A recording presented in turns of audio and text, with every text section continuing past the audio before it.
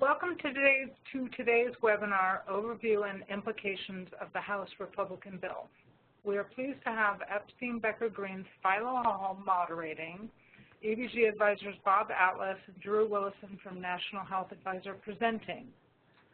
Before we begin today's presentation, please be informed that the webinar is being recorded and the participant phone lines will be placed on mute throughout the program. You are also welcome to submit questions directly to the presenters following the webinar, and contact information will be displayed at the end of the presentation. In approximately 2 to 3 business days following the webinar, we will communicate the availability of the webinar recording and access to the PowerPoint materials. At this time, I would like to turn the webinar over to Philo Hall. Thank you, Lisa. And welcome all. We appreciate having you, and we look forward to discussing the provisions of the Republican health care bill moving through Congress right now. We will first turn to Drew to discuss how the bill has gotten to the status that it is currently and the political and congressional dynamics that have structured and informed the process that it has taken. Then Bob will discuss the Medicaid provisions of the legislation, and after discussing some of the difference of the scope between what the Republican legislation is addressing compared to the AHCA. I will then address some of the insurance marketplace reforms and the revenue provisions of the legislation. What you may see and certainly have a sense of from this presentation and from press, which you are likely reading over the last few weeks, is that this legislation, or if any healthcare reform legislation passes Congress, it is likely not to be in the form of the legislation that we're looking at and discussing today. Healthcare reform is a process, not an end in and of itself. And so there's a few thoughts. One, there's still value in very closely understanding this legislation as a clear articulation of a number of Republican healthcare goals from the House Republican majority. And further, these provisions act as a foil to motivate many other policymakers among governors, among Senate and House Republicans and Democrats to articulate what they do not like in this legislation and why. And those different articulations and oppositions or support for different provisions that we hear both in Congress, in governors, and amongst regulated industry provide some hint to where compromise may occur in this legislation if it eventually moves through both the House and the Senate and reaches the White House. With that, we will turn to Drew to discuss the congressional process. Thank you. The first thing to talk about here, even though it doesn't directly relate, it's the undergirding of the process, not the process they're going through. Budget reconciliation. You all have probably heard more this year about budget reconciliation than you ever could have possibly wanted to. It was a key feature of the passage of some of the Affordable Care Act provisions 7 years ago, but it was a part of it and it was fairly close to the end. The budget reconciliation process was a byproduct of the creation of the budget committees in the House and Senate back in the 1970s. The idea was, in the years that they produced a budget resolution, which didn't happen for the first couple hundred years of the Republic, the appropriations committees more or less did that work themselves, was a process to create a top-line budget and then get it through both houses of Congress and then to reconcile the differences. And it was created initially to go through an expedited process, 20 hours of debate in the House and Senate, and without the use in the Senate of the filibuster, which is key. On one of the next slides that we're going to talk about, there's a little footnote at the bottom that says no Democrats in the House or Senate are expected to vote in favor of the Republican bill. I don't know that that's an assumption. That's probably a dead solid fact. So the only way you can get started on their repeal and replace strategy is through the reconciliation process, which allows you to move it through on a simple majority vote in the House and at a 50 vote or 51 vote majority in the Senate without having to go to the usual 60 votes for controversial legislation. The thing that that's probably the best reason to use reconciliation. The tricky part of reconciliation is that it's only allowed to touch things dealing with the budget and with revenue. You're not allowed to create new policies or significantly change old policies other than from the financial aspect of it within reconciliation. So this gets very tricky. It's why you've heard the White House and the House and Senate Republicans talking about their three-pronged strategy, which we'll talk a little bit more about, which involves basically this, which repeals as much as it can and sort of replaces where they can or its direct budget, then subsequent regulatory activities, and then subsequent legislation which would require 60 votes, which is why you are hearing a lot of members this week going, where are we ever going to find 60 votes? This bill is it. So it's why no matter what happens to it, and bad things could happen to it as early as tomorrow in the Budget Committee, it's important to understand the framework and where they're headed, because if they have to pull all of this back, a lot of these elements are going to remain.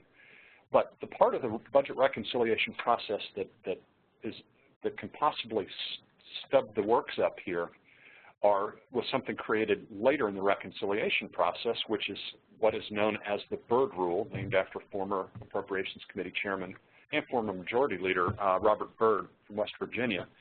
It's a process that was informally known on the Hill as a Byrd bath.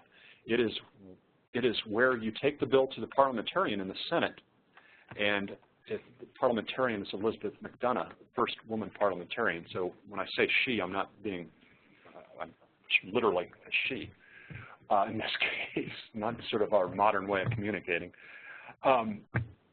She's going to go through this bill and say, and potentially may say that, look, this doesn't qualify. 2 years ago, the Republicans sent a reconciliation bill to the White House because it complied with all of the rules that say you're not allowed to do policy unrelated to the budget or revenue. And they sent it to the President. The President vetoed it. It was over. The bill that the Republicans are sending over now appears to may have provisions in it, particularly related to, and this gets a little bit to the end of the next page. I think we've sort of gotten, I think, through this slide. I particularly like the two sort of slightly unadjusted circles there, because it really shows you what you can do and what you can't do down there at the bottom. But this creates difficulty. There are provisions in the House bill that were not part of the Republican process 2 years ago. When I look through the bill, I look at the things related to the tax credit provisions, who is eligible, the insurance surcharges, the age rating, basically the ability to charge older customers more than younger customers are concerning. Certainly there are provisions in there regarding abortion and coverage for illegal immigrants that may not survive that process. And it doesn't necessarily bring down the entire bill, but if all of those provisions are removed, you've got even bigger vote problems than you probably already have, particularly in the Senate. And frankly, if those things are stripped out and passed in the Senate, a very big if, for reasons we'll talk about here in a minute, then the bill has even less appeal to conservatives in the House than it already does. You're obviously, for those of you watching all of this in the news, you know that you've got as many as 50 Republican members raising their hands saying they've got varying level of concerns about this. But in terms of the process, the bill, in theory, is going through a committee process. It was sort of a leadership drafted bill. Last week, you saw that the Energy and Commerce Committee and the Ways and Means Committee, the Tax Committee, stayed up all night, 25, 26 hours each, and passed the bill more or less unchanged. There may have been some technical changes that were adopted, but other than that, people raised their hand, offered amendments, and were swatted down. Tomorrow, the bill goes to the Budget Committee. It's supposed to go to the Budget Committee tomorrow. The Republicans have an 8-seat majority, but there are 6 members of the Budget Committee on the Republican side that have raised anywhere from minor to major concerns about the bill. Rather than it getting defeated in the Budget Committee tomorrow, the chairwoman of the committee may pull it back. If that happens, you know, if you're sitting at home tonight and something comes across the ticker and says, House Budget Committee postpones debate on the Republican health care bill, you know it's got real problems. And at least some of those members have said they're not going to do it. If 5 of the 6 who have concerns vote against it, it dies right there.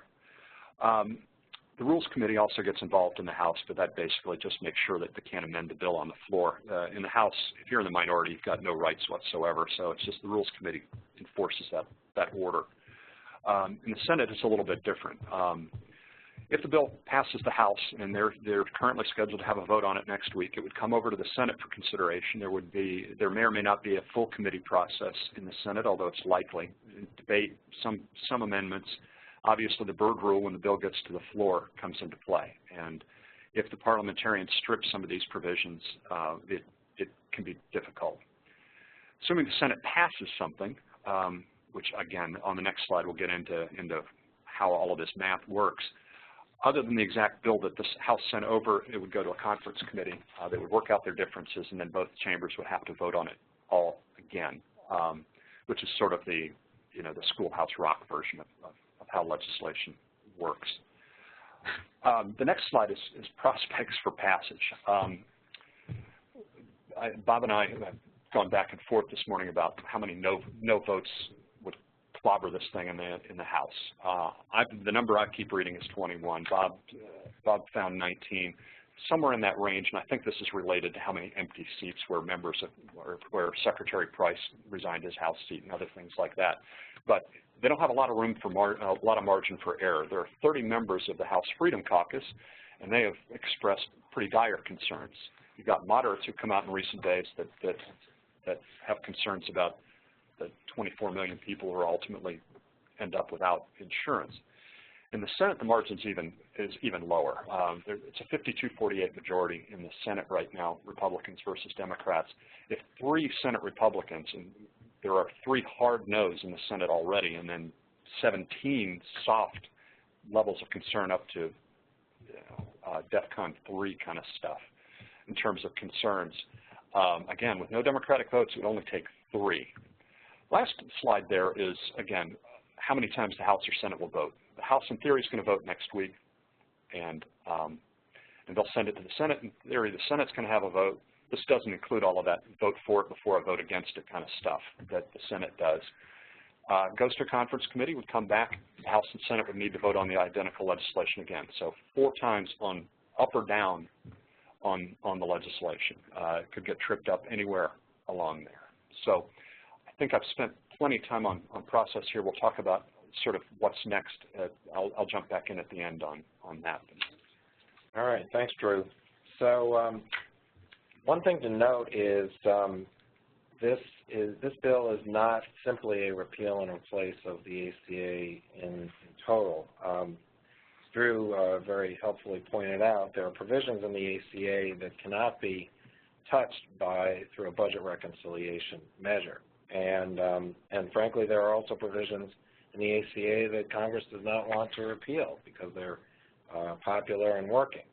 So this little Venn diagram here shows kind of the intersection between where the American Health Care Act, as a Republican bill is called, actually impacts the ACA, where it leaves the ACA alone, and then where it introduces new things that really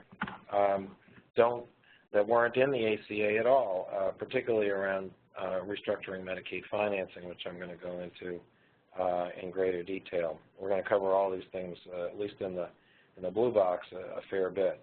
But they leave alone a number of things pertaining to Medicare, for example. The Innovation Center that was created by the ACA continues to exist, and so forth. So let's go on, and we'll kind of dive into some of the details, starting with the Medicaid reforms. So in a big picture way, there's 2 big things that are happening in this bill. One is phasing out the expansion of Medicaid to non-disabled adults that occurred as a result of the Affordable Care Act. And the second thing is a fundamental change to Medicaid financing, which was not impacted originally by the ACA. We're talking about changing Title 19 of the Social Security Act, more or less as it was passed in the mid-1960s. And then there are a number of other smaller changes, some of which we'll try to touch on. We can't cover everything in the confines of a 45-minute conference call, but of course there's a lot in here. For example, well, I'm going to touch one thing that we don't have a slide on, but as was noted on one of the late night shows the other day, fully 6 pages of the bill speak to the issue of impacting the eligibility for Medicaid of people who win the lottery. So that's 6 out of 66 pages. So regarding the Medicaid expansion, for the phase-out of the Medicaid expansion, it does not go away overnight. It does say starting in 2020, states can no longer implement Medicaid expansion, which means that states that haven't already expanded still could do that for the next roughly 3 years. The enhanced federal funding for states that expanded will disappear for new enrollees. So people who stay continuously enrolled in Medicaid who were in the expansion population will actually still be qualified for that higher match rate, basically 90%, even after 2020 kicks in under this, the way the bill is written. Once people have a break in eligibility for a month or more, then that enhanced match goes away. And then, even after all that is done, states can continue to serve the expansion population, but they would get that the regular federal matching rate as applies to the traditional Medicaid population, which is lower than 90%, ranges from 50 to 75%, depending on the state. So the big change, another big change in Medicaid that is occurring, and this is, again, not impacting something created by the ACA, but going at the original design of Medicaid, is changing it from, in essence, a defined benefit to a defined contribution, at least at the federal level.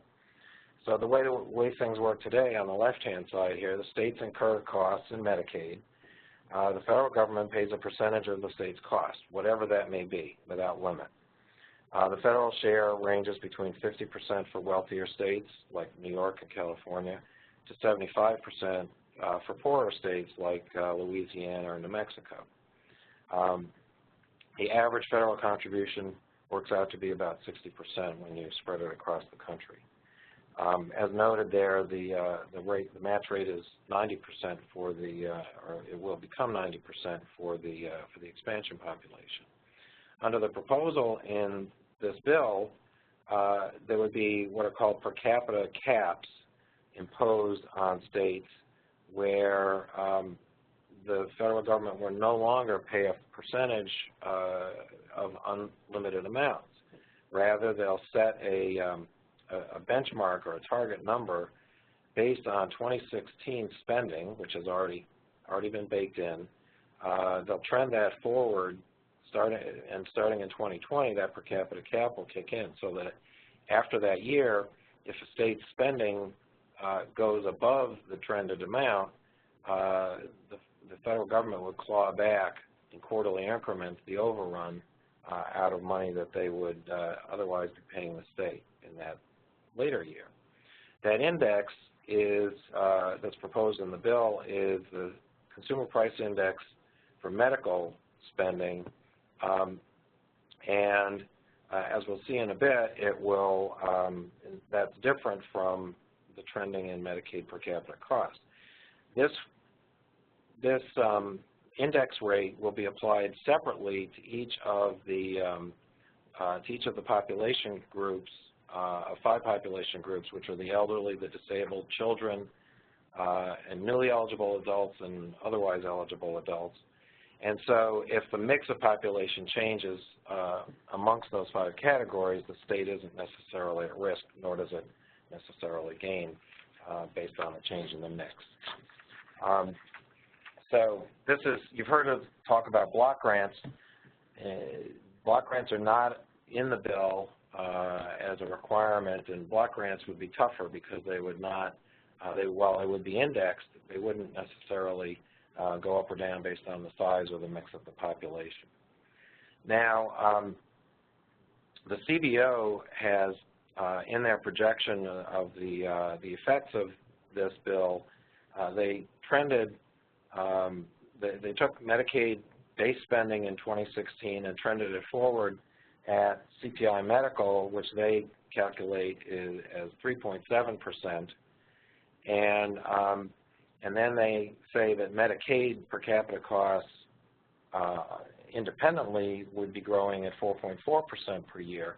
So there's a spread of 0.7%, which doesn't sound like a lot, but it's as they tell you when they try to encourage people to put money in the bank and save, you know, the miracle of compounding works as sort of the opposite of a miracle in this instance by increasing the spread between the federal limit and what states might expect the trend to generate, and you see that with this widening space between the lines, such that this annual shortfall that the federal government is no longer funding would have to be made up by states. Now, they would either make it up by putting more money in to make up the loss of federal funds, or perhaps more likely finding ways to reduce their exposure. And there's a whole host of things that they could do, ranging from finding new efficiencies to simply cutting payment rates, or possibly, if given new flexibility, reducing eligibility below what it is today. So that's something to look out for. And you see that in 2026, you have over $100 billion in 1 year difference between the capped amount and what the trend would otherwise suggest would be spending in that. There's also some other notable changes in this bill with regard to Medicaid. One is the repeal of the AHCA's provision that eliminated or reduced disproportionate share hospital funding for safety net hospitals. The idea in the original AHCA was if Medicaid is expanded, and remember, before the Supreme Court weighed in, all states were going to be made to mandate to expand Medicaid. So they deleted the dish because they felt it wasn't needed under expansion. Now it'll be put back. It'll be put back right away in 2018 for the states that did not expand, and then in 2020 for all states. And then completely separately from you know, the sort of the fiscal aspect of Medicaid reform, this bill has a provision that prevents states from using federal Medicaid dollars to pay for services provided by Planned Parenthood. They don't name Planned Parenthood, but they define the parameters in a way that only Planned Parenthood would be affected by that. So some of the highlights of the Medicaid reforms, cumulatively, it reduces federal Medicaid spending by $880 billion in the 10-year horizon that CBO scored this bill in. Most of that comes from the changes in financing. A good portion of that comes from the elimination of the Medicaid expansion. They project by 2026, 14 million fewer people would be enrolled in Medicaid than under current law. You've heard the headlines of 24 million people, so the other 10 million are coming out from other reasons. Out of that 14 million, 5 million would be people who would otherwise be enrolled under expansion, and then 9 million would be people who just kind of come off Medicaid by virtue of the impacts that CBO thinks would arise resulting from the provisions of this bill. And then you see the annual impact of the spending reduction. So I'm going to turn it over to Philo to talk about things happening in the insurance marketplace. Thank you, Bob. We'll turn to the insurance market now. And as Bob outlined earlier, only some of the provisions of the AHCA are being addressed by the legislation before the House currently. And that's again, as was said, due to a number of reasons. One, some provisions are very popular, and two, some provisions are unrelated to federal spending or the budget and therefore do not fall under the reconciliation strategy that Congress is currently using. So both of those categories probably apply to this first set of items that are preserved from the ACA. The current legislation preserves some of these very popular, what are known as consumer protection provisions addressing the insurance market, such as protections on coverage for those seeking coverage with pre-existing conditions, guaranteed issue requirements, cost-sharing caps, the essential health benefits requirements, and prohibitions against lifetime and annual limits. But because the following items are mostly tax-related and related to, are associated with tax penalties and therefore federal revenues and federal expenditures, the second category are in the class of things that clearly are allowed to be removed under reconciliation, and these are what I would say opposition to the ACA has been pretty consistent in wanting to remove, and so this legislation does remove those things: the individual mandate, the employer coverage mandate, minimum actuarial value requirements, and the cost-sharing subsidies. And then this third category is maybe new items or alterations. So there is amendment to how refundable tax credits operate. There is change to the age ratio requirements under the ACA, and then new provisions that represent both an alternative policy approach in increasing coverage for health care and also policies intended to stabilize the individual market, and that are such things as adding a state stability fund, which is, instead of looking for a sole federal policy to deal with high-risk, high-cost individuals, it is like a grant, a funding system that goes directly to the states for states to develop their own specific policy solutions around such things as high-risk pools. And there's also the incentive for having continuous health insurance coverage and expansion of health savings accounts and flexible spending accounts.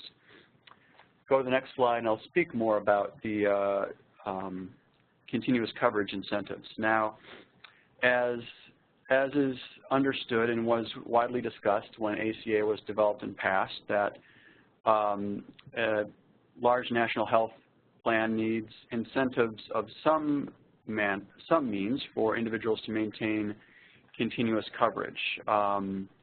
This is to bring healthy individuals who might otherwise be disinclined to buy health coverage because they think they don't need it, but it's to get them to buy into coverage and be a part of the risk pool. What the ACA implemented was a penalty of 2.5% of taxable income, or $695 per uncovered adult, whichever was higher, and up to $347 per uncovered child. And the penalty would be prorated on the number of months without coverage. Now, this has been something that many national insurers and state plans have felt has not been as effective as intended in motivating young, healthy individuals to obtain coverage and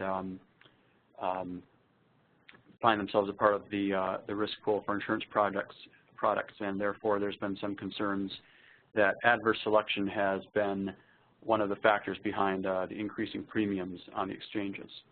Recognizing that something has to serve a purpose like that, the current legislation proposes a surcharge beginning in the 2019 open enrollment period, in which when seeking coverage, an individual who is found to have been uncovered for more than 63 days in the prior 12-month period would have a surcharge of 30% of the plan premium imposed upon them for their first 12 months of coverage. Move to the next slide. And similarly, there are changes in the financial assistance provided to individuals in purchasing health coverage through the exchanges. What the ACA established was subsidies based on the cost of health insurance available in the local state or local state exchange. This subsidy was scaled according to enrollee income and was set to be available to those with incomes at 400% of federal poverty level or below. Now, in the short term, the Republican proposal would permit these subsidies to be used for catastrophic high deductible plans and other plans not sold on exchanges. So opening up the subsidies to a greater variety of products. And after that, these subsidies would terminate beginning in 2020. They would be replaced under the new legislation by an advanced refundable tax credit starting at $2,000 for individuals under 30 and scaling up to scaling up $500 per 10 years, maxing out at $4,000 for individuals over 60. I'm tripping over this, but what you see is that this tax credit, unlike the ACA being scaled according to enrolling income, current proposal is that the subsidy be scaled according to the enrollee's age. And it phases out at higher income levels, such as $75,000 per individual, $150,000 for joint coverage. Move to the next slide. Right, and here we see some of the estimated impact on that by the CBO. This is a table from the Congressional Budget Office's score of the Republican proposal. This particular table is the estimate of the impact on total subsidies under this proposal for these age-based tax credit. What will be the impact, the change, a net premium paid by individuals at different ages and different incomes. And so we see that in the shift from the income to age-based subsidy, exchange coverage may become more expensive for low-income older individuals, but perhaps intended as a part of the incentives to bring more young, healthy people into being covered.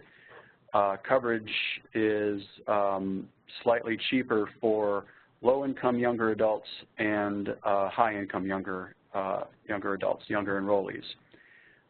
But then contrasting with the higher expenses for the low-income older enrollees, here we see the high-income older enrollees also seeing a reduction in net premiums paid.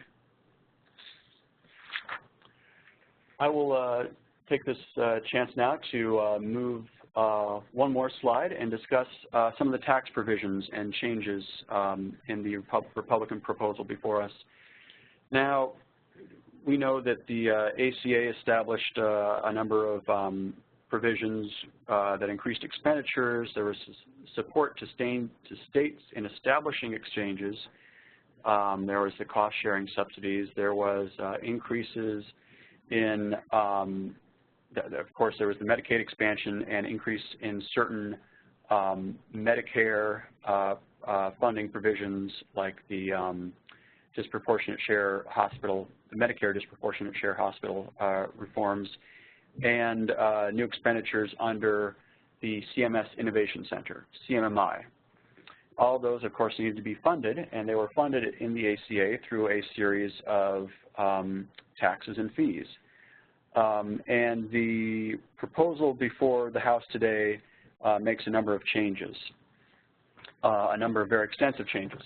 So first and foremost, the Cadillac tax is one of the largest and I would say least embraced taxes of the ACA. It's a 40% tax on high-cost employer-provided care, and since its passage, it has been opposed by large employers and union plans.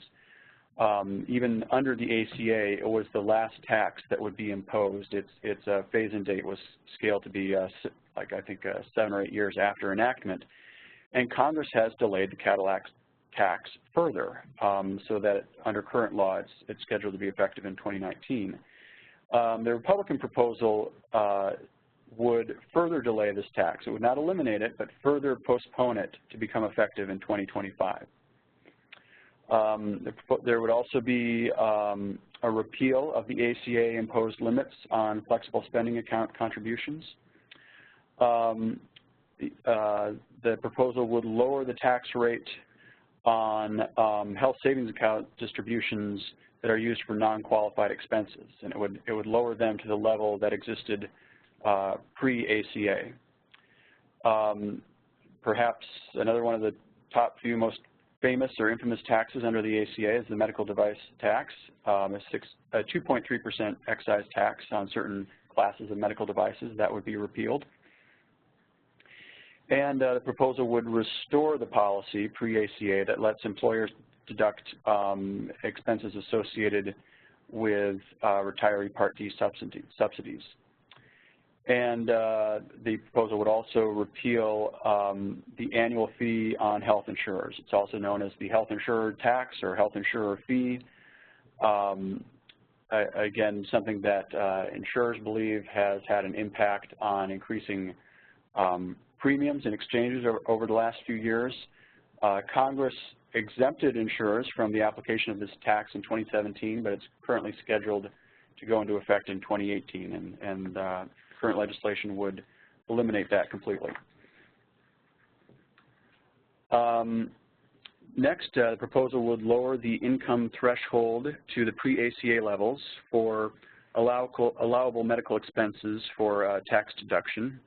Prior to the ACA, tax deductions for medical expenses were allowed for those expenses exceeding 7.5% of AGI, but the ACA increased that to 10%. The proposal would repeal the Medicare hospital insurance surtax on high-income earners. It would change health savings account contribution rules to allow to increase the allowable contributions to an amount that is equal to the deductible plus out-of-pocket expenses for a high-deductible plan. The proposal repeals the 10% sales tax on indoor tanning services, what I think was sometimes referred to back in 2010 as the Snooki tax. There's also a repeal of the Medicare tax on net investment income for certain high-income individuals, and a repeal of the health insurance CEO tax. This was a limitation on deduction of certain employment compensations for high-income executives solely at health insurance companies. And finally, or actually not, there are a few other provisions, but the last one that we mentioned here is the repealing of a tax on certain brand pharmaceutical manufacturers. All told, CBO and the Joint Committee on Taxation, that's one of the Congressional Advisory Committees, estimate that revenue reductions from these changes will be about $592 billion over 10 years. And that does not just impact, that has impacts beyond just the taxed entities and to what degree they fund cost-sharing subsidies and Medicaid expansion. There are impacts that stretch into Medicare as well, which Bob will discuss now. Right. So just wanted to point out, this bill is not supposed to touch Medicare. President Trump has said he does not want to change Medicare. Congress is loath itself to change Medicare. And so we just wanted to point out that a couple of these taxes that Philo just mentioned as being rescinded actually are, by law under the ACA, designated toward the Medicare Trust Fund, the net investment tax and the payroll surtax. And CBO has helpfully given us an estimate of the impact on the Medicare Trust Fund. So about $275 billion of expected revenue to the Medicare Trust Fund would evaporate if this bill was passed as written. Cumulatively, looking at National Health Expenditure forecast from CMS, that would mean that 3% of Medicare spending over the 10-year horizon would be not covered as a result of this change. So there actually is an impact on Medicare, even though they don't directly talk about Medicare in the bill. And then we've got one more slide for Drew to talk about the process, and we do have a few questions, and we'll try to, in the last couple of minutes, take those. And if you have additional questions, pop them up on your chat box, and we'll see if we can take them. And thank you for that. Okay, go ahead, Drew. Now, I'll be very brief here because I think we've sort of covered this in different ways. What the bill that we've just described is sort of the best the Republicans can do under reconciliation, and then they probably push their luck a little bit on that, and we'll find out if and when the bill gets to the Senate. It has a long ways to go yet in the House, given some of the objections that have come in since the scoring came in earlier this week. But sort of whether or not we can either assume it passes or we can assume it doesn't really matter. The next steps here are there are things that obviously they could not get to, policy things that they couldn't get through reconciliation. So there is a desire on the part of the Republican leadership in the White House to get to more general legislation. We've got a stack of paper here just down the row from me of things that are under consideration for bills that are going to be filed. You can read what some of those are there. All of this requires 60 votes. Just those matters alone, you can't get to 60 votes in the Senate. Again, Democrats are not going to play in a situation where the bill, if the reconciliation bill passes more or less intact, Democrats are going to have no incentive whatsoever. If it fails, there are obviously AHCA fixes that are required, and that might allow the two sides to work together on some of that. But again, that's a long ways down the road. Then the final thing is what can be done administratively in terms of leniency under either the AHCA or the AHCA.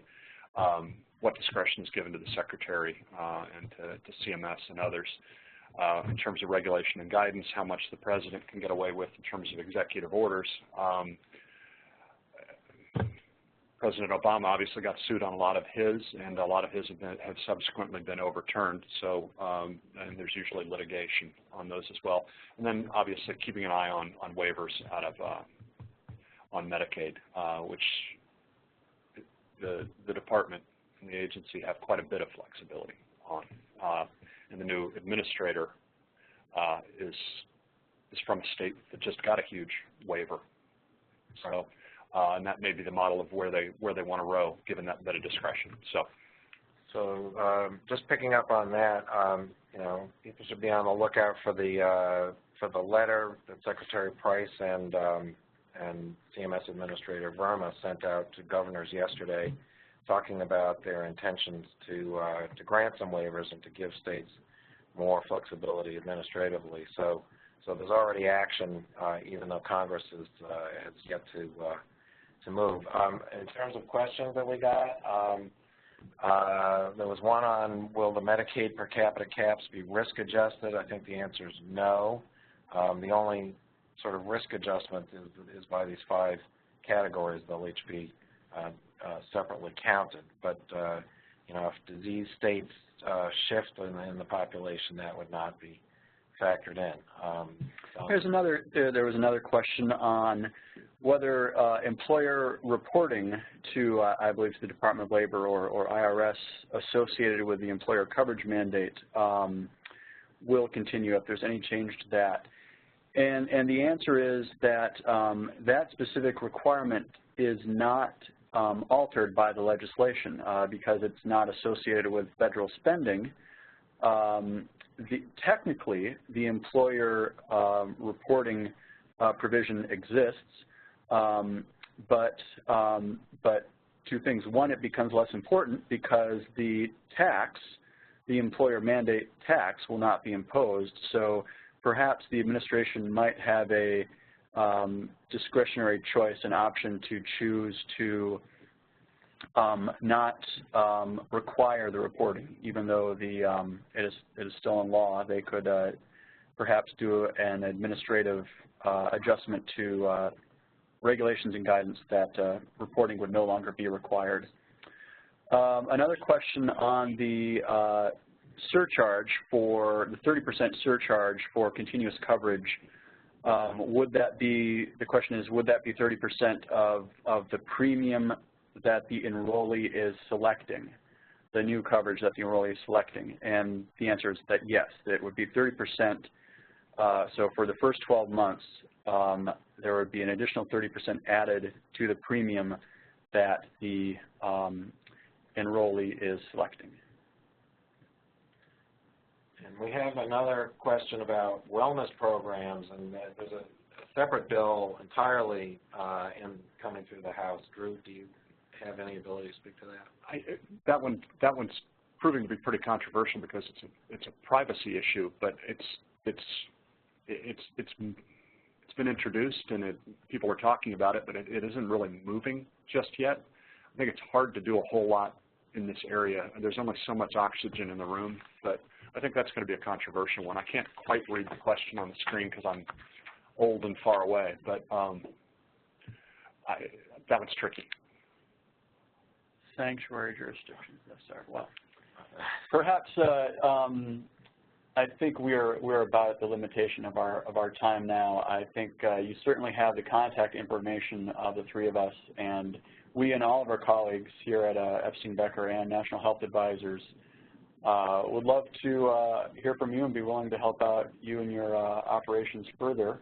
And Lisa will close us out with a few notes, but we look forward to conducting some more webinars in the future on developments. I think we're all going to have a lot to react to each week for the rest of the year. Thank you, everyone. This concludes today's webinar. As a reminder, in 2 to 3 business days, we will be sharing a copy of the recording and the PowerPoint presentation. If you have any questions, again, reach out to Philo Hall, Bob Atlas, or Drew Willison. And thank you for attending.